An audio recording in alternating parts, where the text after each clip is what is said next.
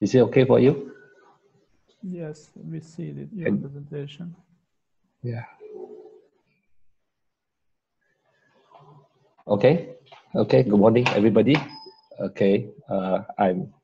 My topic of presentation is effect of different angle repeated spin training on physical performance among college football players. So my name is Tah Fatt. I'm from Fakultet University College, Kuala Lumpur, Malaysia. And the time now is 2 o'clock, 2:30 in Malaysia afternoon. Okay, so this is my session. Okay, I will start with my presentation with the introduction. So we understand that the ability to sprint and challenge direction in sprinting. Sorry, Professor. Yeah. Sorry because of interruption.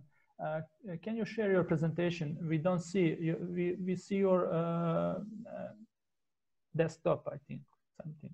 Oh, some okay. Folder, okay. not Folder. Okay, let's try again. Let's end again.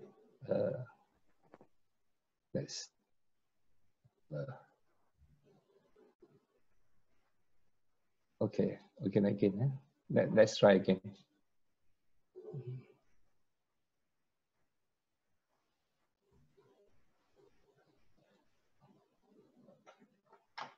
Is it okay? Yes, this is okay now. Okay. I'll start again. Yeah. So, okay, the topic of my presentation is the effect of different angle repeated sprint training (RST) on physical performance among college football players. So, my name is Tah Fatt. I'm from Malaysia. I'm in Tunku Abdul Rahman University College in Kuala Lumpur. Okay, so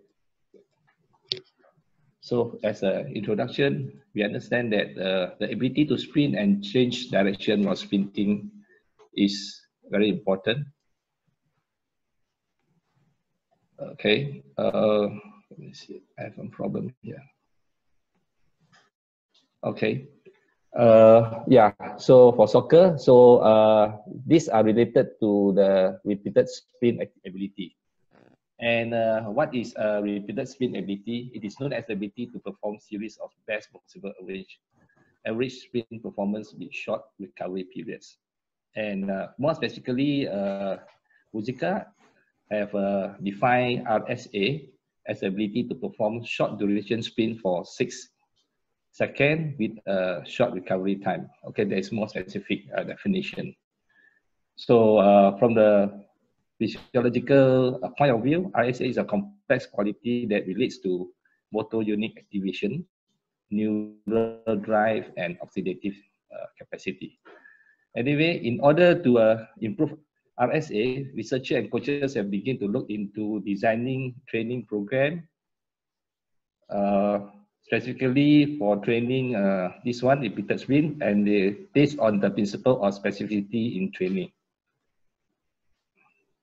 So repeated sprint training is a series of short sprints, about 30 to 40 meters, and is interspersed with a short recovery period of 60 seconds.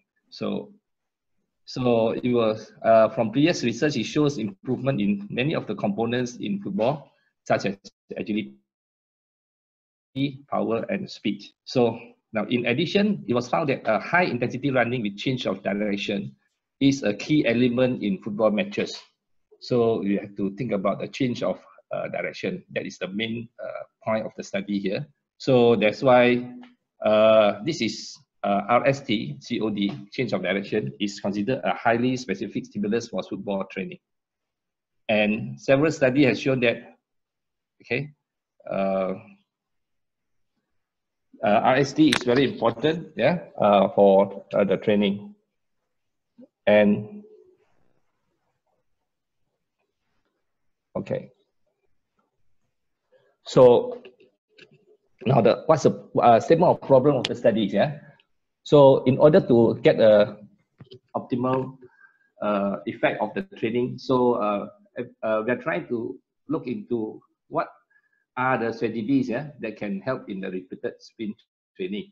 And especially in football, changing of direction is very important. So it induces the football-specific performance adaptation and also include metabolic and neuromuscular effect.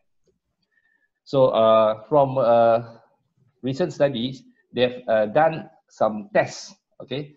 It's not training, but tests, on a different angle of sprints.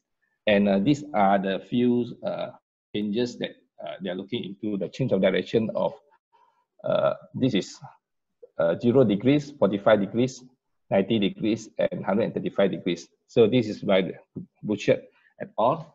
And they concluded that performance, physiological, and perceptual responses are angle dependent. But however, this is just a study on different type of tests with different angle, but it's not a training, okay?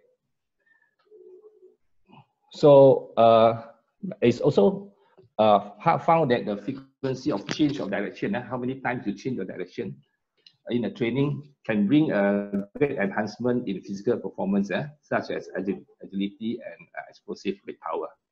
So in some previous study, it's found that with 3 changes of direction, okay, you can improve faster spin time,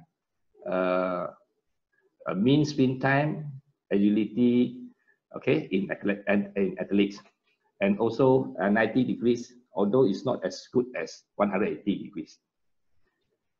So in a recent study, Hader also highlighted that the studies on change of direction angles have not really go into looking at less than 50 degrees. So that's why in my study, I will try to look into additional of looking at 45 degrees of change of direction. Okay, so the objective of these studies, there are 2 main objectives. One is to evaluate the effect of the different angle, the 3 angle here, 45, 90, and 180 degrees of repeated spin training on the college players. So the performance we are looking into is the repeated spin ability, leg power, and aerobic endurance and agility. So the second objective is try to compare, okay, the different result between these 3 groups of 45 degrees, 90 degrees, or 180 degrees. So basically, the hypothesis setup is just the same as the 2 objectives, whereby the first set of hypotheses is looking at the pre-test and post-test of the experimental group 1, that means 45 degrees. And this is for 90 degrees. And the third one is for the 180 degrees. And also we are going to try compare the group between the pre-test and the post-test among the 3 groups. So the method used here is a quasi-experimental research, which include the purposive sampling of participants and random assignment of participants to groups. So basically, this is how it looks like. There are 3 groups, okay, with different angle. Group 1 is 45, group 2 is 90, and group 3 is 180. And there are 9 subjects for each group, and we do a pre-test here.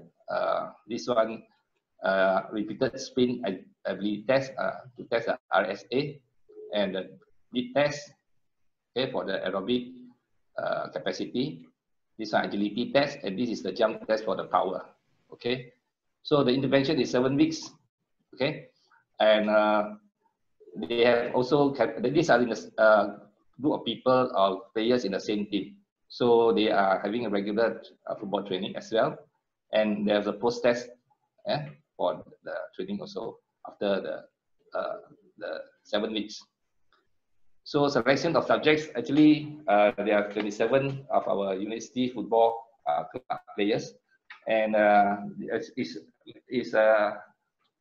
to attend 2 days of 2 days per week of training with a different angle of RST, and they are aged about 18 to 25. So we'll be randomly assigned using the pre-test score and pre-test and get the G score, and we have a total of these scores, Then we'll be randomly assign them to the experimental group using systematic counterbalancing. Okay. The sample size of study is 27. Based on previous study, we find that most of the studies have been using almost the same number with experiment group and the 7 or 8 or 9. So I think it's adequate for me to use the number 9 because, okay. And these are the instruments or measurement that have been used, as mentioned just now. So this is repeated spin ability test is a 40-meter shuttle runs 2 times 20 meters. So the data collected will be based on the repeated spin agility mean time, and the best time, and also the percent of decrease, decrement. Okay, so the second one is for counterbalance, counter movement jump is for the jump, vertical jump, based on the jump height, to measure the power. Agility based on time for the Illinois agility test. Big test, the measurement for VO2 max for the aerobic power. Then we have also PAQ form to assess the physical activity readiness of the subject. And also we use the 10-point box scale for 3 sessions, session 1, session 6, and session 12, okay, to assess the load and intensity of the exercise in relation to the subject. So this is the look of the running for the 45 degrees. So you'll be turning. So actually for these 3, every group have a 3 turning, okay? So, and this is the direction of going and coming back, okay? Same thing also, this one will start here, let's say start here. And when the second set, they will come back on the other direction. So that it is a balance up on the turning. Yeah, the number of turn they make, not only dominant on one side. Okay, same thing, this is 180 degrees, to and flow and to and flow. Okay, that is one rep. Yeah.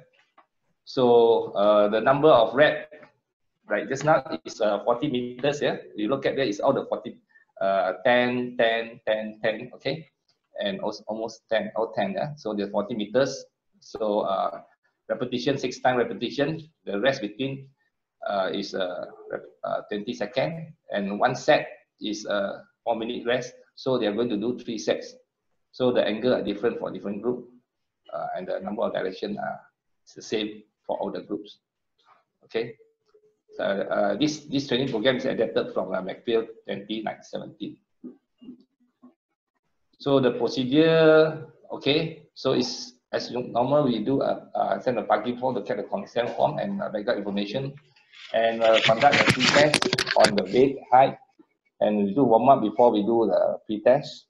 Okay, and also the test won't be run on one day. There will be run an alternative day for the test. Okay, one day rest, then they do another test. Okay, like subject has a rest day before the test. Cool down exercises were conducted in intervention. So after that, they'll do their regular technical football training. So the intervention will perform before regular training session on Tuesday and Friday. Subject are trained 2 sessions per week.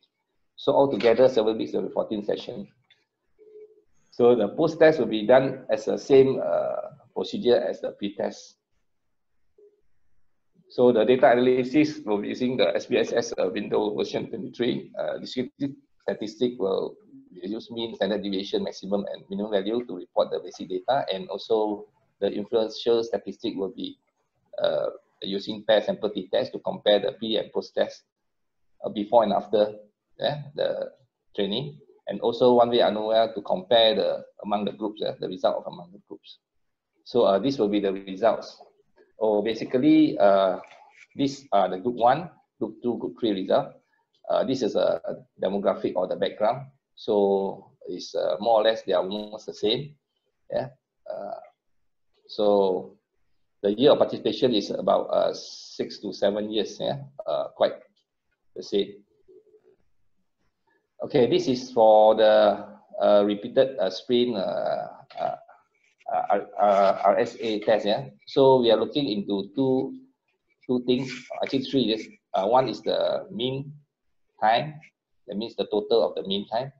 They run 40 meters for every set. So then let's find that group 1, group 2, and group 3. So we are looking at the improvement. So you find that group 3 have the most improvement, but all the others have an improvement because the time is getting shorter or shorter, become faster. So the most, just the red here, just to show that it is highest for the group 3. Okay.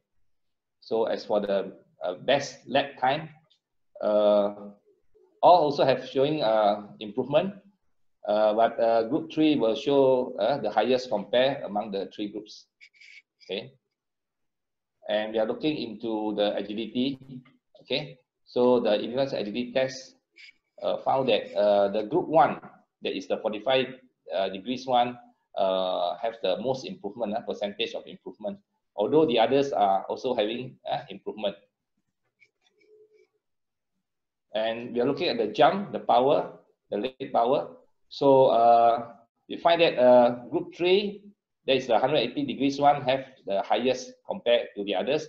But not forgetting that 45 degrees also have a quite a near improvement of 7.48%, and very close to the group 3. And this is for the aerobic endurance. Okay, so we find that the big test result shows that group 3 have the most improvement compared to the others, although the others are having also improvement. And we are looking at the RPE, the rate, the intensity for them. We find that comparatively, group 3 feels that is higher, okay, than the group 1 and group 2. Okay, it's more intense for them, just to interpret it. And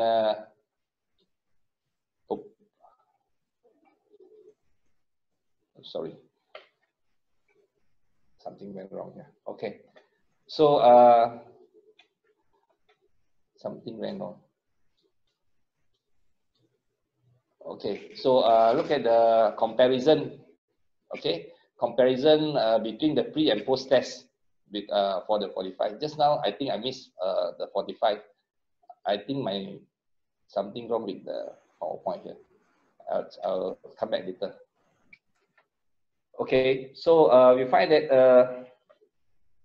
for the 90 degrees, for significant difference between pre and post, we find that all these other components have showed significant increase for the RSA mean time, the agility, okay, significance, the jump also significance, and the aerobic capacity also have a significant improvement. Okay. For the other group of 180 degrees, comparing the pre and post test, we find that all the component that we measure shows a significant increase. So this is what you see comparing pre and post test. Now the next hypothesis, we're going to compare between the 3 groups. Between the 3 groups. So you find that there is no significant difference between all the groups in all these in all these components that we measured. So that means they are started at the same level, for the 3 groups. Okay, so this is the result of the post test after running or going over the different training. Then you find that there's no significant difference from the result. That means everybody have the improvement. Only some are more, some are less. But then that means all the 3 training show positive result, improvement. Okay. So discussion on the first one on the repeated sprint ability. So you find that actually all the 3 groups have improved. Okay, and actually this support the previous study by McPhail. We find that their training group reduced by 4%, so improvement of 4%. In this case, we also find that we have increase, almost the same. So that means the specificity cost for promoting oxidative phenotype in skeletal muscle and positive changes in ion homeostasis in skeletal muscles bring the improvement. And now the factors for improving repeated spin ability was because the increased oxygen delivery to muscle tissues and mitochondrial size grow. Okay, so this will increase the aerobic capacity, and okay, they can go faster. Okay, so RSA for the 180 has better result compared to the other three just now we have seen. Most probably the test that we use for the the RSA is 180 degrees, actually 20 meters to and 20 meters coming back. So most probably that would also give advantage to the RST 180 degrees straight, because they are familiarized with the change of direction in forward and backward, right? Then talking about agility, we find that actually just now the highest, okay, so the RST 45 degrees has the most significant result, okay, the most among the three groups, okay. So what are the reasons?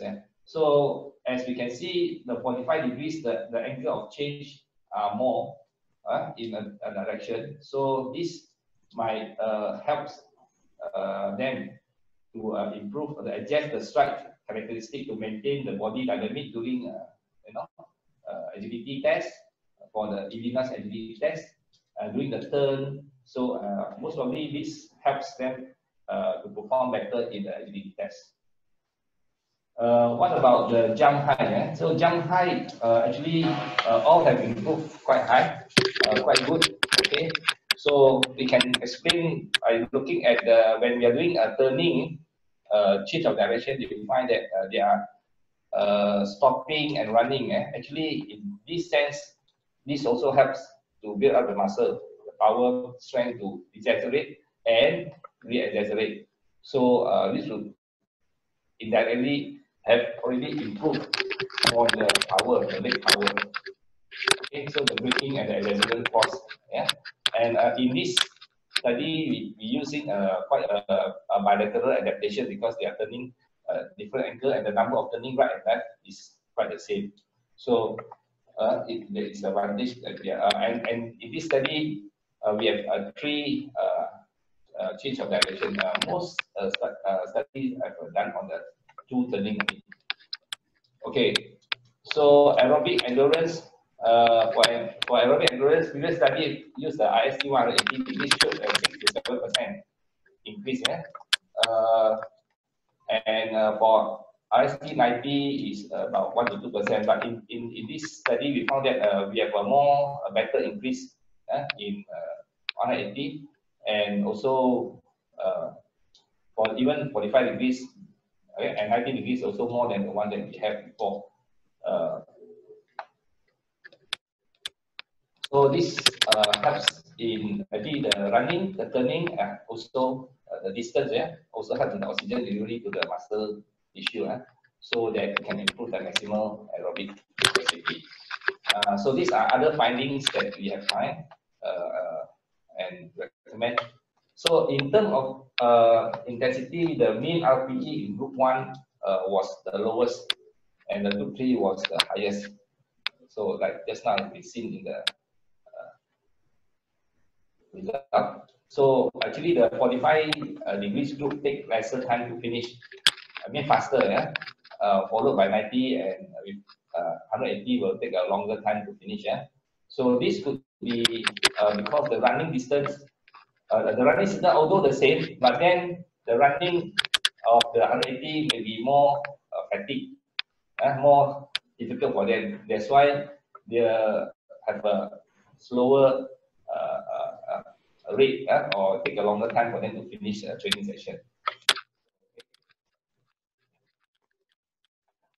So that's why it suggested that the 45 degrees program is more suitable to use during the in-season training because it's able to keep and gain performance with lesser time, and they don't feel so fatigued after the training session. And also another factor to highlight here is that it's also more specific.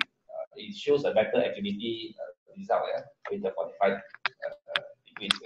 But yeah, RST 90 and 180 is more tiring. You see from our result here. And also talking about the layout of the court, I find that the 45 degrees use more time to set up and followed by 90 degrees, and you need more space for the 45 degrees, bigger space. So comparatively, 180 degrees look is easier to set up because it's running straight and coming back.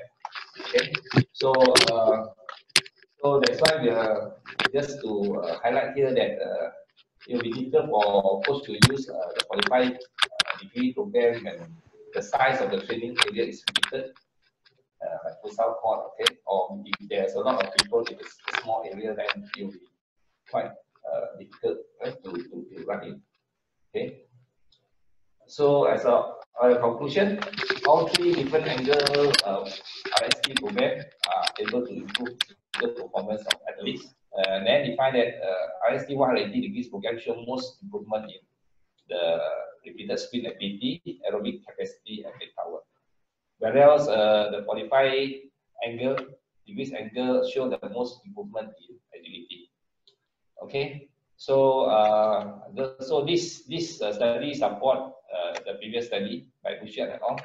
That the performance, physiological, and perceptual response of athletes are actually angle dependent. Yeah, different angle have different result. So coaches can use the different angle repeated sprint training based on the needs and objective of the different training periods or session. So that's why it's very important for the coach to know what they want according to the objective of the study and plan their coaching or training program for the athletes. And actually, another thing to add is that if with the variation of the angle, it also will lessen the burden of training with different type of training. So suggestion for future studies. So in this study, I think we have not taken into account the anaerobic capacity. No, I mean we didn't test the anaerobic capacity. It would be better if we have tested it.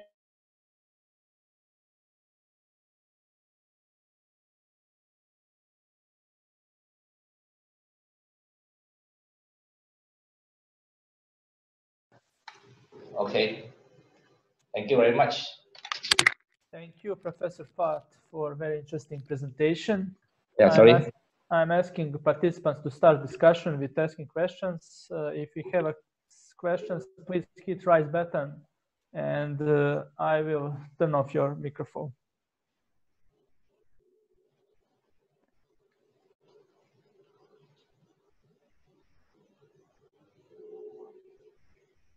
Do we have some questions? As we wait for first questions, for first question, I'm going to ask Professor one question. Since repeated sprint ability depends greatly on ability to sprint or agility and ability to fast recovery from sprinting. Yes.